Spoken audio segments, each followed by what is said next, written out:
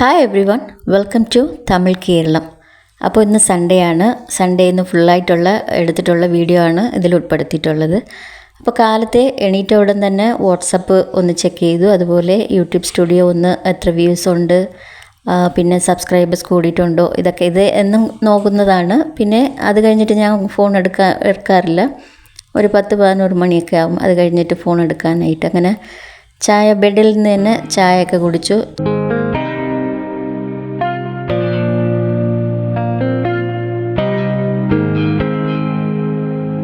അപ്പോൾ ബ്രേക്ക്ഫാസ്റ്റ് റെഡിയാക്കാനായിട്ട് തുടങ്ങി. ബ്രേക്ക്ഫാസ്റ്റ് റെഡിയാക്കുന്നതിന് മുൻപ് തന്നെ ഞാൻ കുറച്ച് ഗരം മസാല റെഡിയാക്കുന്നുണ്ട്. അപ്പോൾ ഇന്ന് സൺഡേ അല്ലേ, നമ്മൾ ഗരം മസാല ഇന്ന് ആവശ്യമാണ്. അപ്പോൾ ഇന്ന് കാലത്തേക്ക് ഇടിയപ്പവും ചിക്കൻ കറിയുമാണ്. അപ്പോൾ ഇടിയപ്പം ഉണ്ടാക്കാനായിട്ട് അതിനുള്ള മാവ് എടുക്കുവാണ്. അതുപോലെ മാവ് മിക്സ് ആക്കാനായിട്ട് കുറച്ച് വെള്ളം അടുപ്പത്ത് വെച്ചിട്ടുണ്ട് ചൂടാക്കാനായിട്ട്.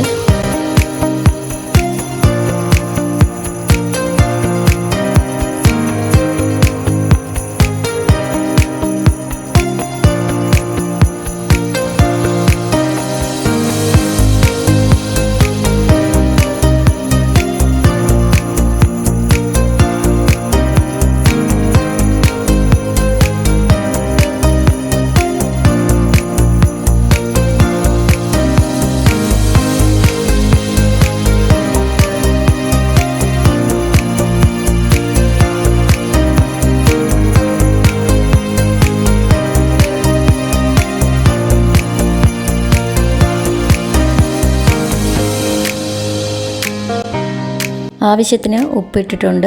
ഇനി ചൂടുവെള്ളം ചേർത്തിട്ട് നമുക്ക് നന്നായിട്ടൊന്ന് മിക്സ് ആക്കിയാൽ മതി. ഞാൻ നേരത്തെ അടുപ്പത്ത് ചൂടുവെള്ളം വെച്ചിട്ടുണ്ട്. അപ്പോൾ ഇത് മിക്സ് ചെയ്ത് ഒരു സൈഡ് വെച്ചതിന് ശേഷം ഗരം മസാല ഒന്ന് പൊടിച്ചെടുക്കണം. ഞാനിപ്പോൾ ചൂടുവെള്ളം ചേർക്കുവാണ്. നമ്മൾ വെള്ളം ചേർത്ത ഉടൻ തന്നെ കൈകൊണ്ട് മിക്സ് ചെയ്യാൻ പറ്റില്ല, കാരണം നല്ല ചൂടുണ്ടാവും. അപ്പോൾ ഞാൻ ഒരു തവി കൊണ്ട് ഇച്ചിരി മിക്സ് ചെയ്യുവാണ്. ഇത് കുറച്ച് തണുത്തതിന് ശേഷം നമുക്ക് കൈ കൊണ്ട് നന്നായിട്ട് മിക്സാക്കി എടുക്കാം. ഇവിടെ ഗരം മസാല നന്നായിട്ട് തണുത്തിട്ടുണ്ട്. അപ്പോൾ ഇച്ചിരി ചൂട് മാറിയതിന് ശേഷമാണ് ഞാൻ പൊടിക്കാനായിട്ട് എടുത്തത്. അതിൻ്റെ ഇടയ്ക്ക് ഞാൻ ഇടിയപ്പത്തിനുള്ള മാവ് ഒന്ന് നന്നായിട്ട് മിക്സാക്കി വെച്ചിട്ടുണ്ട്. ഇനി നമ്മൾ സേവനാഴിയിൽ ഒന്നത് ചേർത്തിട്ട്, അപ്പോൾ സേവനാഴി ഞാൻ കുറച്ച് എണ്ണയൊക്കെ ചേർത്ത് സൈഡിലൊക്കെ തേച്ചിട്ടുണ്ട്. അത് കഴിഞ്ഞിട്ട് മിക്സാക്കി വെച്ചിരിക്കുന്ന മാവ് ഞാനൊന്ന് ഉരുട്ടി അതിനകത്ത് ചേർക്കുവാണ്.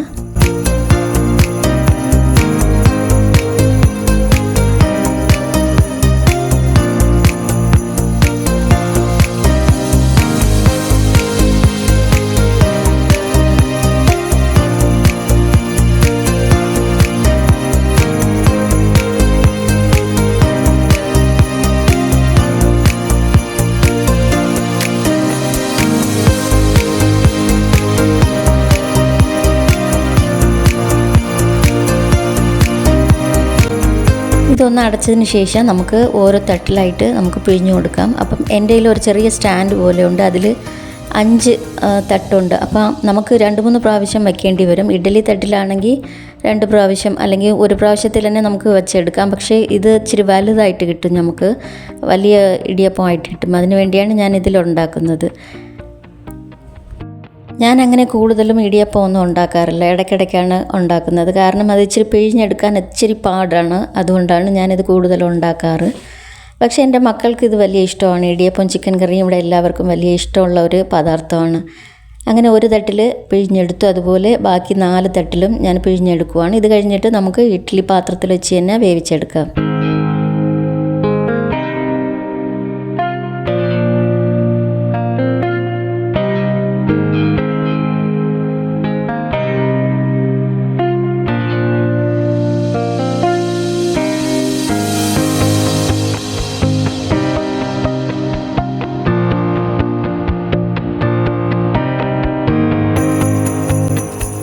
ഇടിയപ്പം പിഴിഞ്ഞെടുക്കുന്നതിൻ്റെ ഇടയ്ക്ക് തന്നെ ഞാൻ ഗരം മസാല പൊടിച്ചെടുത്തു.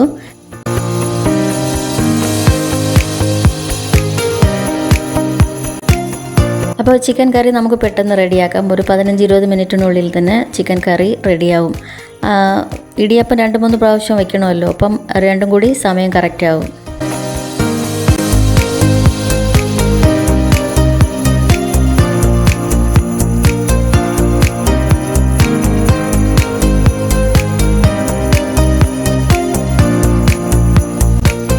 ഇടിയപ്പം ആദ്യത്തെ സെറ്റ് റെഡിയായി. ഇനി നമുക്കിത് ഇഡ്ഡലി പാത്രത്തിനുള്ളിൽ വെച്ച് വേവിച്ചെടുത്താൽ മതി.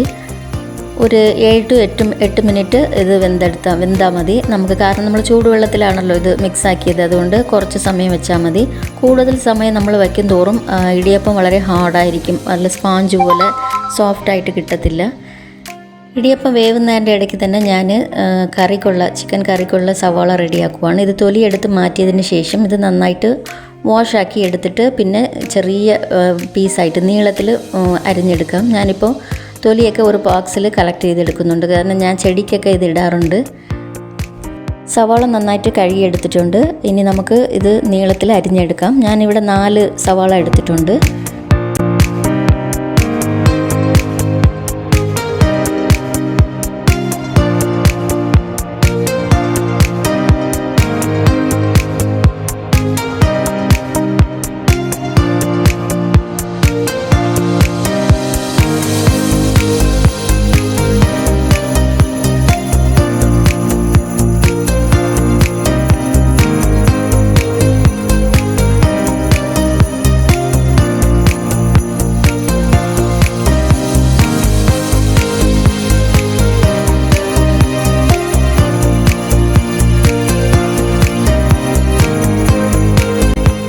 അങ്ങനെ സവാള എല്ലാം ഞാൻ അരിഞ്ഞെടുത്തു. അപ്പോൾ ഇടിയപ്പം എടുക്കാനുള്ള സമയമായി. അപ്പോൾ ഇടിയപ്പം പുറത്തെടുത്ത് ചൂടോടെ തന്നെ ഞാൻ ഹോട്ട് ബോക്സിലേക്ക് തട്ടുവാണ്. കാരണം ഓരോ പ്ലേറ്റിലും ഞാൻ ചെറുതായിട്ട് എണ്ണ തേച്ചിട്ടുണ്ട്, അതുകൊണ്ട് പെട്ടെന്ന് വന്നോളും.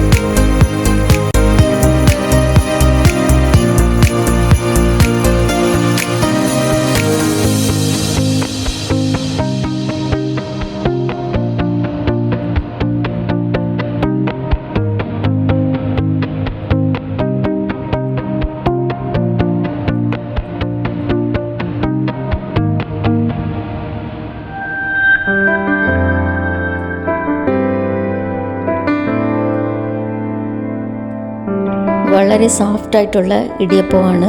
ഇടിയപ്പത്തിന് തേങ്ങാപ്പാൽ ഒഴിച്ച് കഴിക്കുന്നത് നല്ല രുചിയാണ്. അതുപോലെ ചിക്കൻ കറിയും വളരെ നല്ലൊരു കോമ്പിനേഷനാണ്. ഇനി രണ്ടാമത്തെ പ്ലേറ്റ് നമുക്ക് റെഡിയാക്കണം. അതിനു മുമ്പ് ഞാൻ പൊടിച്ച് വെച്ച ഗരം മസാല നല്ലോണം തണുത്തിട്ടുണ്ട്. അതൊന്ന് അതിൻ്റെ ബോട്ടിലേക്ക് ഒന്ന് മാറ്റിയെടുക്കാം. കൂടുതൽ നേരം നമ്മളിങ്ങനെ തുറന്ന് വയ്ക്കുവാണെങ്കിൽ അതിൻ്റെ മണമെല്ലാം പോകും. അതുകൊണ്ട് ചെറുതായിട്ട് തണുത്ത ഉടൻ തന്നെ ഞാനത് ബാട്ടിലേക്ക് മാറ്റുന്നുണ്ട്. അപ്പോൾ ഇതിൻ്റെ ഇടയ്ക്ക് തന്നെ ചിക്കൻ കറി റെഡിയാക്കാൻ വേണ്ടി ഒരു പാത്രം അടുപ്പത്ത് വെച്ചിട്ടുണ്ട്. അതിൽ ഓയിൽ ചേർത്തിട്ടുണ്ട്. അപ്പോൾ ഇനി നമുക്ക് അരിഞ്ഞു വെച്ചിരിക്കുന്ന സവാള ഒന്ന് അതിൽ ചേർത്ത് കൊടുക്കാം. സവാള നന്നായിട്ട് കളർ നന്നായിട്ട് ചേഞ്ച് ആയതിന് ശേഷം നമുക്കിതിൽ തക്കാളി ചേർത്ത് കൊടുക്കാം.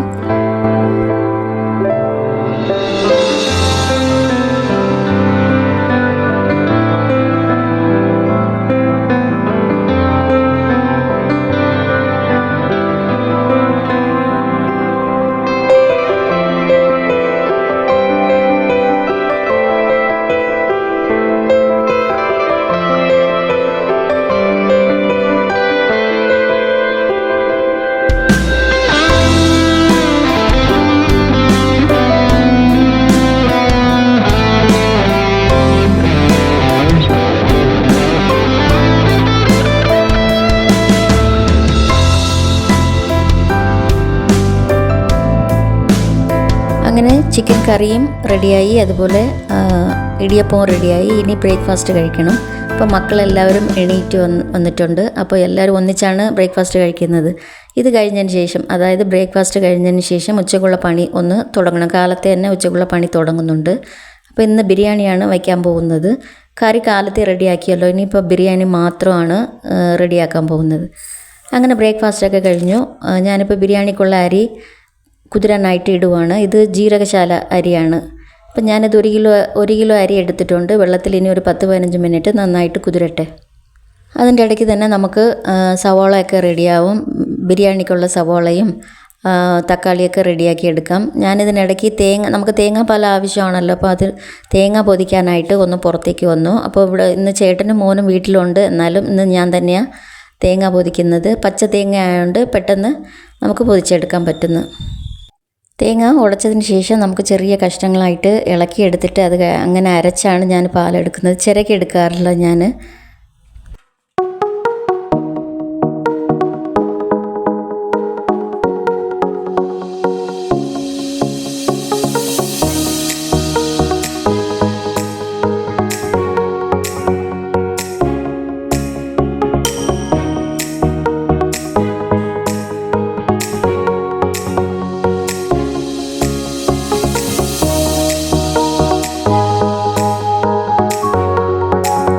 റെഡിയായി. അപ്പോൾ ഞാനത് ഇളക്കി എടുക്കുന്നതിന് മുൻപ് തന്നെ ബിരിയാണിക്കുള്ള മസാല റെഡിയാക്കണമല്ലോ. അപ്പോൾ ഞാൻ ഒരു കടായിൽ എണ്ണ ചേർത്തിട്ടുണ്ട്. വെളിച്ചെണ്ണയാണ് ചേർത്തിട്ടുള്ളത്. അതുപോലെ നെയ്യ് ചേർത്തിട്ടില്ല. ഞാൻ കൂടുതൽ നെയ്യ് ചേർക്കാറില്ല.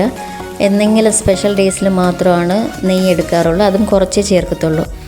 അപ്പോൾ സവാള അരിഞ്ഞു വെച്ചിരിക്കുന്ന സവാള എല്ലാം ഞാൻ അതിൽ ചേർത്തിട്ടുണ്ട്. ഒരു 6-7 സവാള ഞാൻ എടുത്തിട്ടുണ്ട്. നീളത്തിലാണ് അരിഞ്ഞിരിക്കുന്നത്. ഇത് നന്നായിട്ട് ഉടഞ്ഞ് കിട്ടിയതിന് ശേഷം നമുക്ക് അടുത്തതായിട്ട് തക്കാളി ചേർത്ത് കൊടുക്കാം.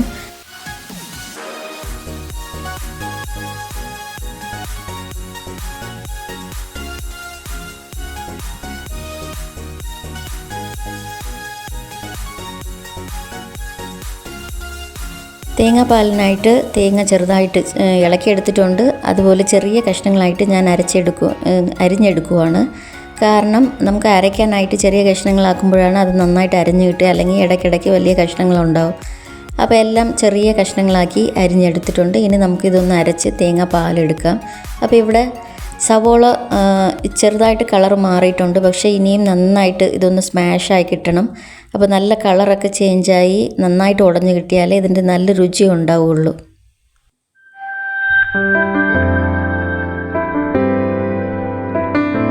അതിൻ്റെ ഇടയ്ക്ക് തന്നെ ഞാൻ തേങ്ങാപ്പാൽ അരച്ചെടുത്തിട്ടുണ്ട്. ഇത് ആദ്യത്തെ പാലാണ്. അപ്പോൾ ഞാൻ എല്ലാം കൂടി ഒന്നിച്ചാണ് എടുക്കുന്നത്. നമ്മൾ എടുത്തിരിക്കുന്ന അരിയുടെ അളവനുസരിച്ച് തേങ്ങാപ്പാലെടുക്കണം. അപ്പോൾ രണ്ടാമത്തതും കുറച്ച് വെള്ളം ചേർത്തിട്ട് ആവശ്യത്തിനുള്ള പാൽ ഞാൻ എടുത്തിട്ടുണ്ട്.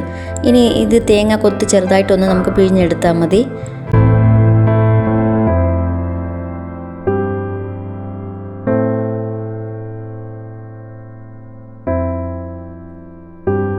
സവാള നന്നായിട്ട് വാടിയിട്ടുണ്ട്. ഇനി തക്കാളി ചേർക്കണം. ഞാനൊരു 6-7 സവാള എടുത്തിട്ടുണ്ടായിരുന്നു. അതിന് കണക്കാക്കി 4 തക്കാളി ഞാൻ എടുത്തിട്ടുണ്ട്. ഇതിന് നീളത്തിൽ അരിഞ്ഞിട്ട് ഇത് നമുക്കിനി ചേർത്ത് കൊടുക്കാം.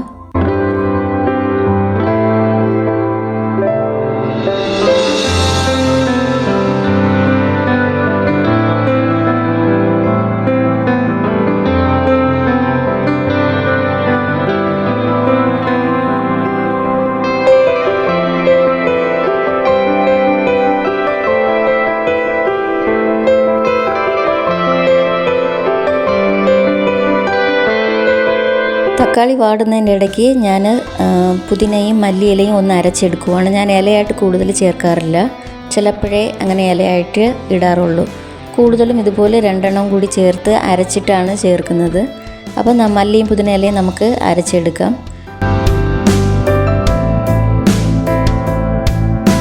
ഇവിടെ സവോളയും തക്കാളിയും നന്നായിട്ട് വാടിയിട്ടുണ്ട്. അപ്പോൾ ഞാൻ ഈ സമയത്ത് ചിക്കൻ ചേർത്ത് കൊടുക്കുവാണ്. ഇതൊന്ന് നന്നായിട്ട് മിക്സാക്കി അല്പം വെന്തതിന് ശേഷം നമുക്ക് ഇഞ്ചി വെളുത്തുള്ളി പേസ്റ്റ് ചേർത്തിട്ട് അത് കഴിഞ്ഞിട്ട് നമ്മൾ അരച്ച് വെച്ചിരിക്കുന്നില്ലേ മല്ലിയില പുതിന ഇല അതും കൂടി ഒന്ന് ചേർത്തിട്ട് നന്നായിട്ട് മിക്സാക്കിയതിന് ശേഷം കുറച്ച് വെള്ളം ചേർത്ത് ഒരു 4-5 മിനിറ്റ് നമുക്കൊന്ന് വേവിച്ചെടുക്കാം. ചിക്കൻ അല്പം വെന്തതിന് ശേഷം നമുക്ക് തേങ്ങാപ്പാൽ ചേർത്തിട്ട് അതിന് ശേഷം അരി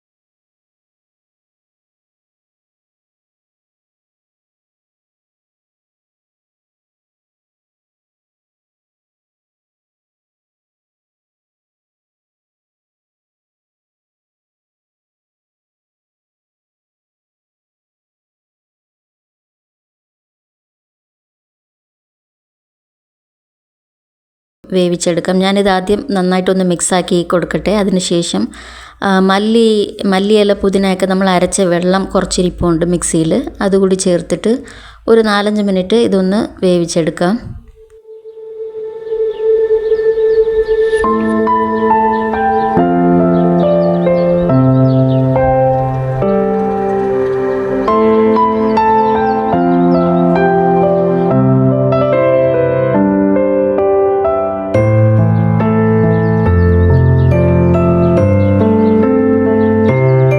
ആവശ്യത്തിനുള്ള ഉപ്പിടുവാണ്. ഉപ്പിട്ടതിന് ശേഷം വീണ്ടും നന്നായിട്ട് മിക്സാക്കി കൊടുക്കുന്നുണ്ട്.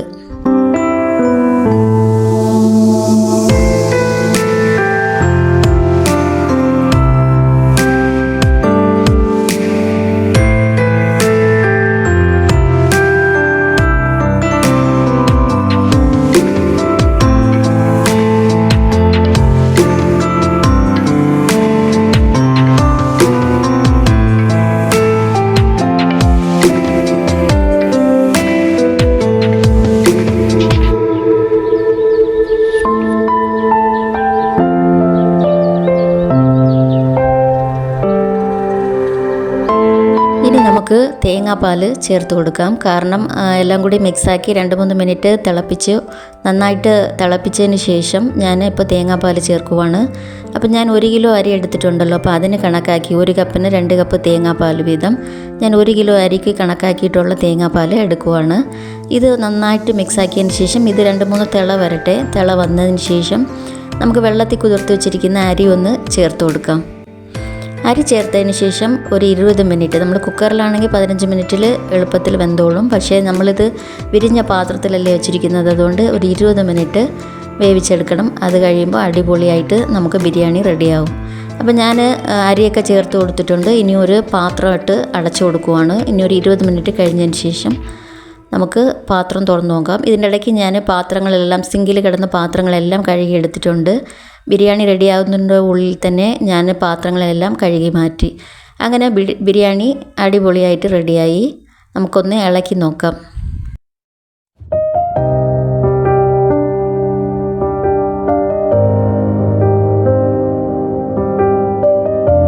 അങ്ങനെ ഉച്ചയ്ക്കുള്ള ലഞ്ച് കഴിഞ്ഞതിന് ശേഷം വൈകുന്നേരമായിട്ട് പള്ളിയിലേക്ക് പോയി. അപ്പോൾ ഇന്ന് പള്ളിയിൽ നേരത്തെ പൂജയാണ്. എന്നും 5:30ക്കാണ് പൂജ തുടങ്ങുന്നത്. പക്ഷേ ഇന്ന് തൊട്ടടുത്തുള്ള മറ്റൊരു പള്ളിയിൽ ഇന്ന് പെരുന്നാളായതുകൊണ്ട് ഇന്ന് 5 മണിക്ക് പൂജ തുടങ്ങുന്നുണ്ട്. അപ്പോൾ ഞങ്ങളെല്ലാവരും പൂജയ്ക്കായിട്ട് പള്ളിയിലേക്ക് പോയി. അത് കഴിഞ്ഞിട്ട് പെട്ടെന്ന് തന്നെ പൂജ തീർന്നു. അത് കഴിഞ്ഞിട്ട് വന്നതിന് ശേഷമാണ് ചായ കുടിയൊക്കെ.